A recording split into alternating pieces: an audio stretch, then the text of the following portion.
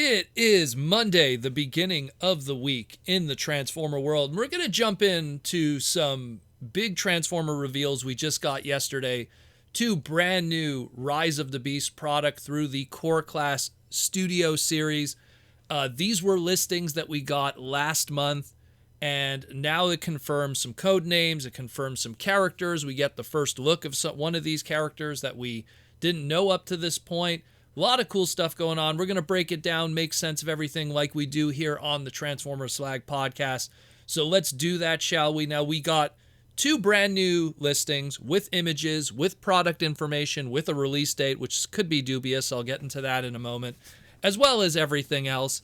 And these are two brand new Transformers Rise of the Beast core class figures.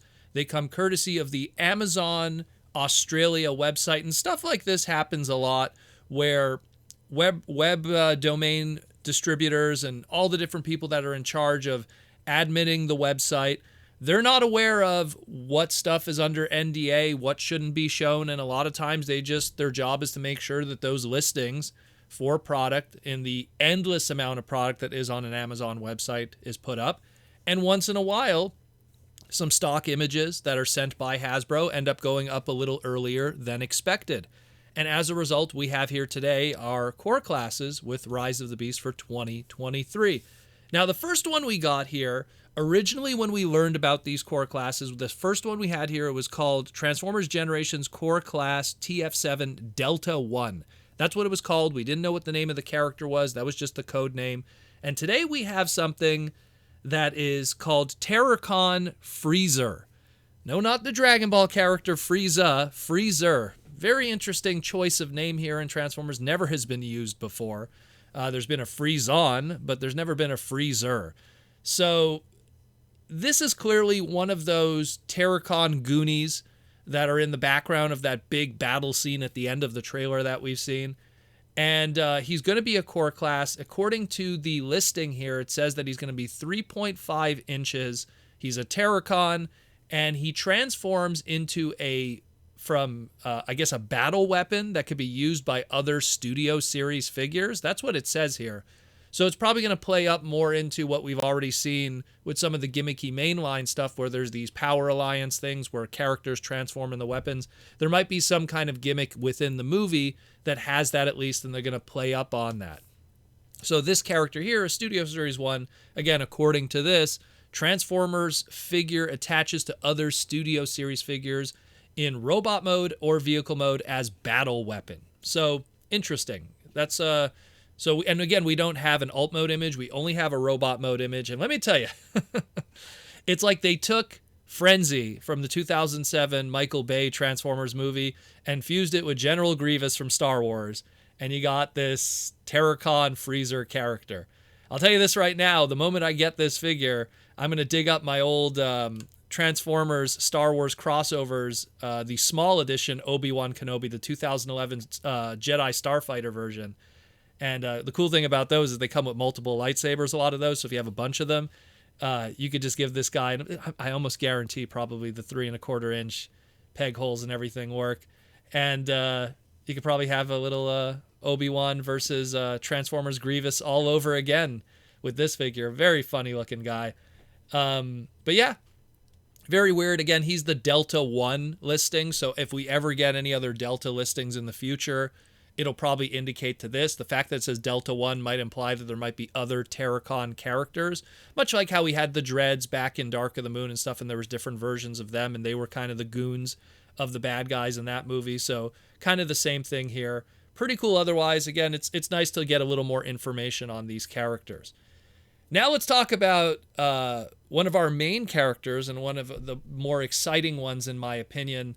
The Italian race car bike, the Ducati, that of the core class, as originally we know it as, the Studio Series core class TF7 Orion, but we know it as here today as Arcee. We got our first look at core class Arcee, and it looks pretty good. Again, it's core class. And again, according to this listing, she's going to be 3.5 inches. Which, I mean, I'm going to post an image because I saw a little bit of discussions of people comparing it to the old, I guess we'll call it the old regular scale that used to exist during Energon with that Arcee figure. That was actually one of the very first retail Arcee figures ever. I took a shot with the Core Class Hot Rod, which I would assume most people have, so that'd be a good figure to kind of compare to. And Core Class Hot Rod is exactly 3.5 inches. Like right up to the tip of his spoilers, 3.5 inches on his back. So I put it next to that one, and that the Arcee is a little bit under 4 inches. So it gives you an idea of how big this thing's going to be and how it compares, because some people were saying how the Energon one, how so much better than this one. Different era, different plastic. I mean, geez, we're talking easily, which is kind of crazy when you think about it, 20 years ago. Whew. Yeah. So, but I mean, it's a core class. It's going to obviously have its limitations, but I still think it looks really good within those limitations. To be 3.5 inches and to still do a pretty decent looking Ducati motorcycle and a pretty decent looking robot mode, especially all the paint deco and stuff to match how it looks in the movie. I think it looks pretty good. I mean, it just needs that little visor piece. What's cool too is it says here it comes with the blast accessory that could be used in both modes. Again, that was the blaster that she used in the trailer when you see her holding on to Wheeljack and stuff. So it comes even with a little accessory. I think it looks great. I really think it does. Transforms in 11 steps. Looks really nice. I dig it. And again, I get a feeling it's not the only Arcee figure we're going to get. I mean, we already know through other listings that we're going to get a Power Combiner Arcee in mainline. We're going to get a Power Alliance Arcee in mainline. I'm pretty sure at some point they're probably going to do a deluxe class one of her too, which will have all the bells and whistles. Core class really exists in a lot of ways just to have some of those key characters in a small price point, so you could use it for big play sets and big battles and have better dioramas for stuff like that. Or alternatively, small characters that kind of fit in that core class, obviously. And finally, just stuff that's affordable for kids in a Walmart retail that's still a little more premium in price, that isn't Authentics or mainline. So it serves its purpose. And speaking of price and release date, so according to this, again, it has it in Australian dollars, so I'm going to kind of ignore that. But I will say this, in 2023, Studio Series Core Class historically up to this point has been $11.99 USD. That's what our Shockwave was, our Ratchet, and a few others.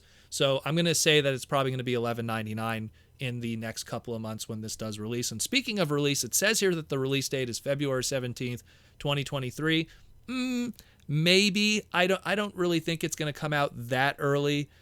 Usually, like historically, a lot of Transformer movie product going all the way back to, let's say, the last two movies within Bumblebee and The Last Knight usually came out 2 months before a movie release.